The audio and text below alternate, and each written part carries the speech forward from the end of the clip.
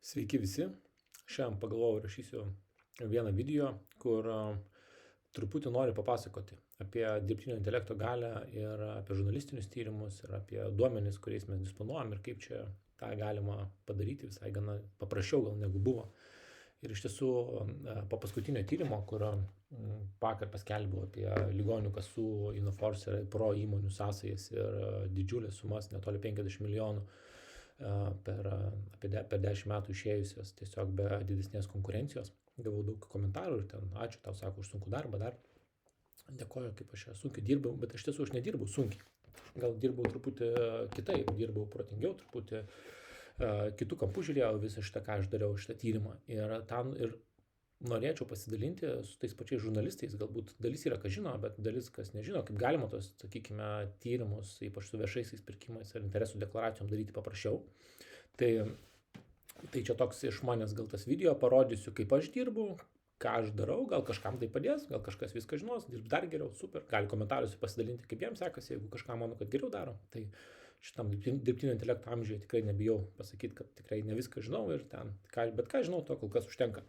Tai taip pat norėčiau atsakyti, ten irgi daug pastabų gavau dėl klausimo, tai kaip ten skaidrinam sekasi, ar čia mes kartu. Taip, tai mes žinokit tikrai su Laisvės TV ir esam glaudžiam santykyje ir tiesiog, kai gal viskas prie tą Laisvės TV skaidrinam idėją prasidėjo, tai aš noriu pasakyti, kad tai buvo absoliučiai kita aplinka, ten tuo metu tikrai ir dirbtinio intelekto ir duomenų dar tuo metu galimybės buvo stipriai mažesnės, jie pradėjo savo gamintis tą sistemą, infrastruktūrą, tačiau tai, ką aš dabar matau, tai, ką mačiau per pastarąsias, aš nežinau, per pastarį mėnesį, aš manau, kad jau reiks kitus, tikrai šnekamės, kad reikia kitų kampų viską pasukti ir ką aš dabar norėčiau ir papasakoti apie viešpirkius, apie tokią sutarčių, viešųjų pirkimų, failų, nežinau, interesų deklaracijų, paramų paieškos sistemą. Viešpirkių tai yra toksai anonimas, niekas nežino kas, jis super labai įdomi istorija, tai tikiuosi, kad liks niekada nežinomas ir yra to pačiu apie 14, ten apie 20 dar iniciatyviniai grupiai žmonių, programuotojų, visokių kaip čia gykų, šiaip entuziastų, tėvynės mylėtojų, kurie prisideda savo laiku, savo žiniom, savo idėjom prie šitos sistemos tobulinimo ir į šitą sistemą, ką jie daro, nuskaitinėja visus šalies duomenis. Tai reiškia, nuskaito visus viešųjų pirkimų atvirai prieinamus duomenis, nuskaito paramos prieinamus duomenis, interesų deklaracijų duomenis, ne visus galbūt taip lengvai viešai prieinamus duomenis. Kai aš sakau, kad mūsų šalies informacinės sistemos skylėtos, tai aš turiu minį, kad jos yra skylėtos. Bet tą galima ir geram tikslui išnaudoti, ne tik blogam. Juolab, kad viešam sektoriui visi duomenys turėtų būti, mano manimu, vieši, ypač deklaracijos politikų arba valstybės tarnautojų. Tuo pačiu politikų, kurie dalyvauja rinkimuose, irgi tie duomenys šiuo metu, man atrodo, yra nuskaitomi ir dėliojami. Tai reiškia, kad atsiveria iki tol nematytos galimybės. Tai reiškia, tie duomenys gali pradėti jungtis tarpusavį, jeigu viską gerai padarai. Lygiai taip pat atsiranda galimybė, pavyzdžiui, failų paieška. Tai kas seniau buvo failas, kažkoks PDF nuskanuotas guli. Niekada gyvenime net nesužinosi, kaip ten Žemaitaičio, kad ten parašai kažkas sudėti. Nebent dabartinio dirbtinio intelekto amžiuje, tai visą tos failus visus jau nuskaito, visą jų turinį nuskaito, indeksų sudėlioja, kitaip sakant, pažįsta, kas ten tiksliai viduje yra, kur kokia pavardė yra paminėta. Ta gražiai susidėlioja lentynėlės programinė įranga, taip pat kas visus metaduomenis apie tą failą, kas tą failą sukūrė iš tiesų, nes tai įsivaizduokite, tai yra nemažai ten tų failų, kuriuos sukūrė kažkokie rangovai, ten tai pačiai institucijai ir dabar ten galima nesunkiai viską tą atsekti. Tai kitaip sakant, jaučiuosi kartais kaip 80-ais, kai DNR tyrimai atsirado ir kai praeitį ten tada galėjau nuskaityti ir ištirti bylas, kurios iki tol buvo aptrūko įrodymų. Tai čia yra apie tai viešpirkį ir čia, pavyzdžiui, gali labai nesunkiai ieškoti tų pačių, pavyzdžiui, viešųjų pirkimų. Kas turim valstybę tą puslapį, bet iš tiesų jis nepatogus, ten reikia gerai naviguoti. O čia tiesiog yra tas filtrukas aiškus ir gali pereiti, įeiti kažkokį SIEM perka paslaugas, čia tą žinau, ir kažkokie aplinkos ministerijos organizavimo aptarnavimo paslaugos, ten iki 250 tūkstančių, man atrodo, čia kažkur moka, bet tai čia Europos Sąjungos ten ne. Tai kadangi pirmininkavimas grėsia, tai tikrai čia, manau, bus ten jiems ką organizuoti. Tai iš esmės failus visus matai, gražiai čia sudėliotus, gali įeiti tos failus, pasižiūrėti į tos pačius zipo failus, video. Ta prasme, atsisiųsti ten visų kiekvieno ten to failo peržiūrą. Tai labai patogiai, paprastai, aiškiai padaryta sistema, nemokama. Galima failus ieškoti, ne, ten kažkokius, pavyzdžiui. Mindaugas Mincė, čia yra Innoforce vadovas, galima jo vardu pažiūrėti, kokie failai buvo įkelti, sukurti, kuris ten dalyvauja. Tai viskas patogiai, paprastai, aiškiai.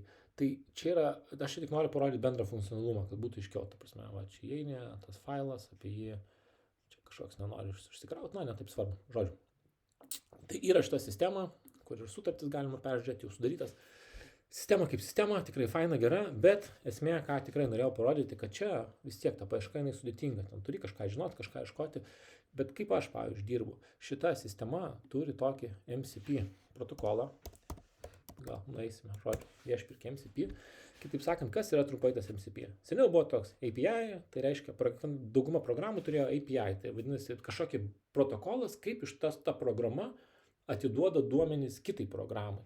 Na, toks buvo, sakykime, taip trumpai, ne, tiesiog kaip bendras nustatymas, kaip viena programa atiduoda kitai programai duomenys, ten tokios taisyklių rinkinys. Buvo vienas, po to pasidarė, atsinaujino į kitą formatą, bet iš esmės toks programa tarp programų. Nu, žmogus, aš jau galėdavau ją pasinaudoti, bet iš esmės daugiau, kad tarp programų skirtas bendradarbiavimo protokolas. Ir dabar atsiradus dirbtiniam intelektui, atsirado tas MCP, tai čia reiškia protokolas kaip dirbtinis intelektas.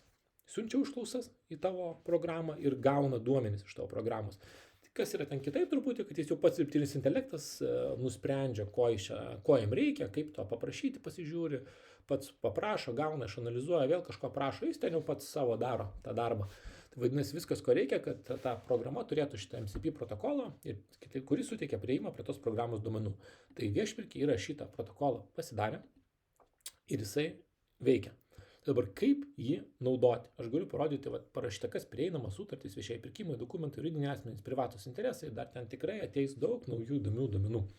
Tai kaip paramos duomenys ateina, tai dokumentų visa analizė su tekstu viduje, kai iki tol niekas neturi šito. Tai gal kažkas privačiai turi, bet šiaip nesu girdėjęs. Tai va, pavyzdys net kaip naudotis, kokios sutartys yra sudaręs Remigijus Žemaitaitis, ar yra kažkas įtartino. Ir tą viską randa, taip ir rado tą automobilių sutartį. Nuomos. Tiesiog ne ten kažkur aklai, bet užklausė, jie atsakė. Tai tik žino, ko klausti. Kažkas klaus gal apie konservatorius, kažkas apie socdemus, kažkas apie liberalus. Visi laisvi naudoti, ieškoti, kuo daugiau rasime kažko, arba sudarysim sąlygas, kad mažiau kažkas blogo vyktų, tuo geriau, manau, bus mūsų valstybei. Tai dabar kaip aš tą naudoju.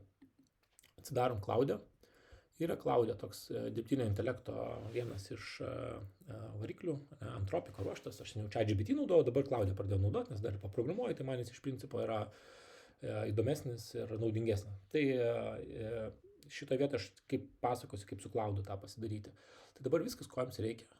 Jis veikia labai panašiai kaip ChatGPT, galima čia tą new chat daryti, kažko klausinėti, bet galima paimti ir čia nais apačioje gal pas mane nerodo, paspausti ant mano profilio, iššoka lentelę ir nueiti į nustatymus. Nueinam į nustatymus ir yra tokie connectors. Tiesiog kaip čia sujungtuvai. Ir aš esu prisidėjęs tą viešpirkį MCP. Čia kaip jį prisidėti, add custom connector, nors viešpirkiai užsivadini, tada šitą nuorodą nusikopijuoji čia, spaudi add ir jinai prisideda. Ir bam, toks atsiranda laukelis, jis pridėtas.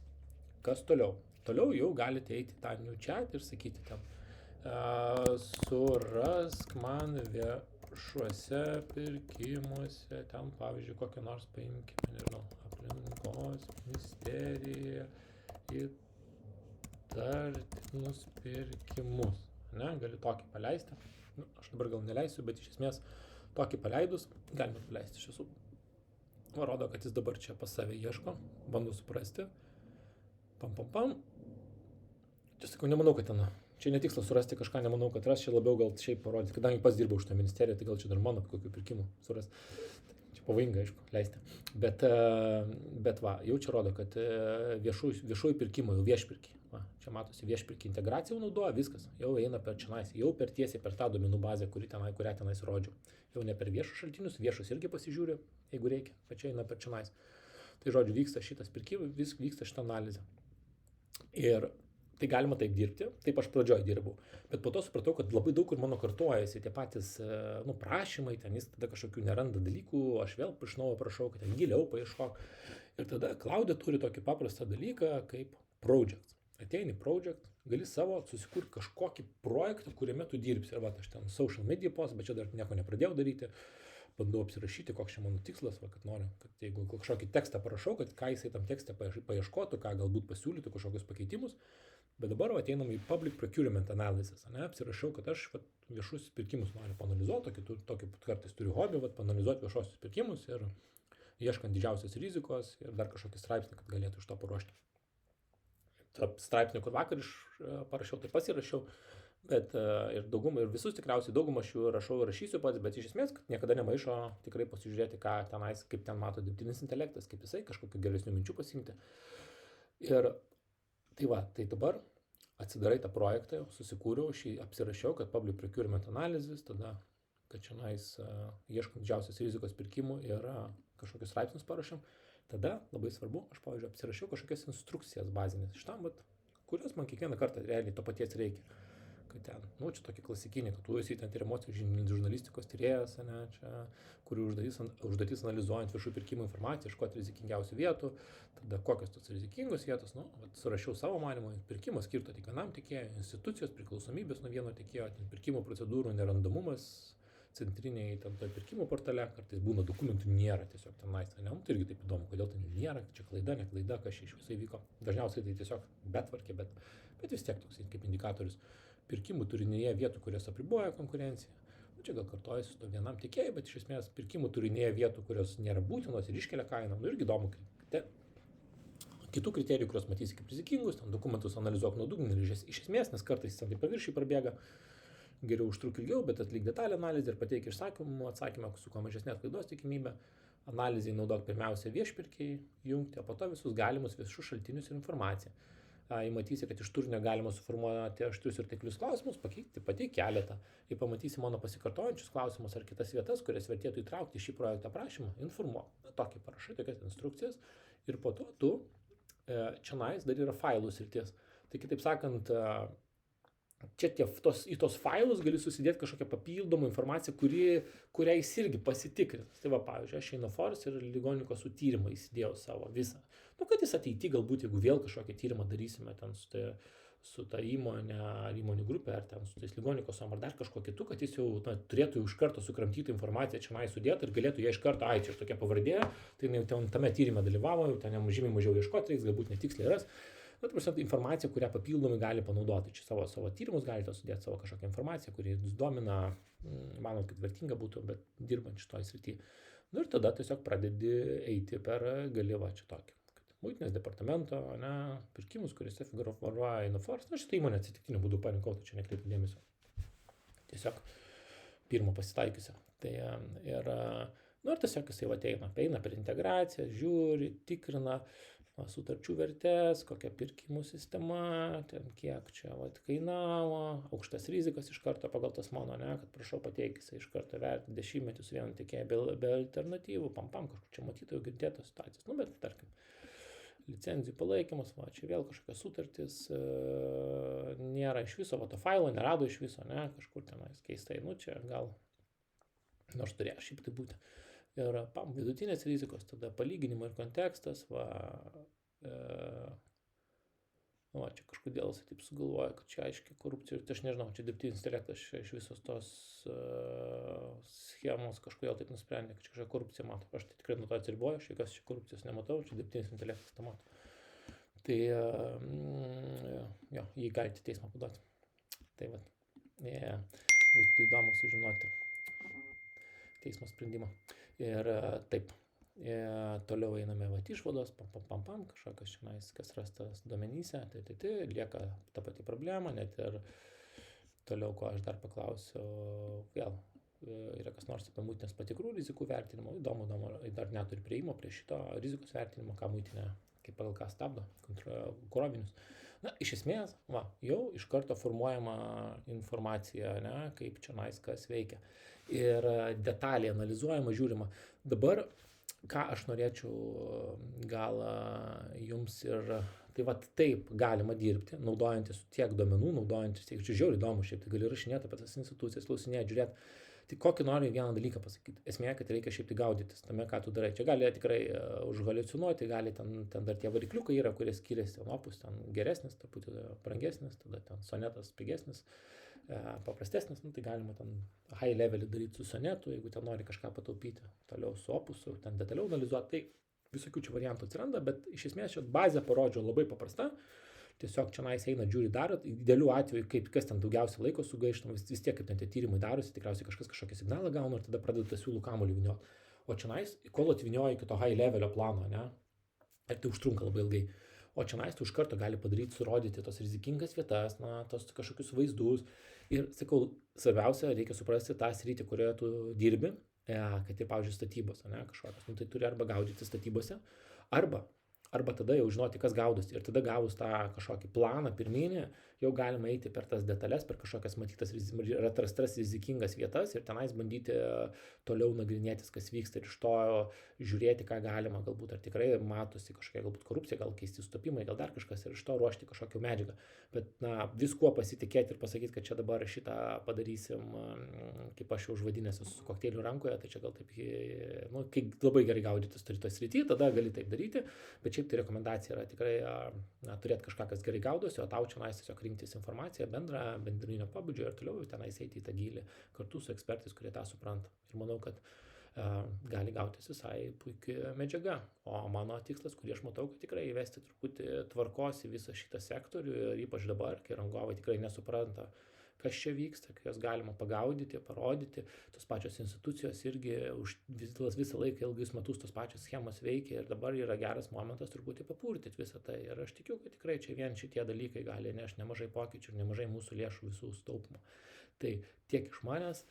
Ačiū visiems žiūrėjusiem ir kam įdomu, pakomentuokit, nežinau, pasidalinkite, o kadangi pabaigai primenu, kad yra dabar bus 1,2% galima deklaruoti kažkuriai iš organizacijų, tai pasirinkit savo nuožiūrą, kuriai norite, ir 0,6% atskirai dar galima deklaruoti kažkuriai partijai.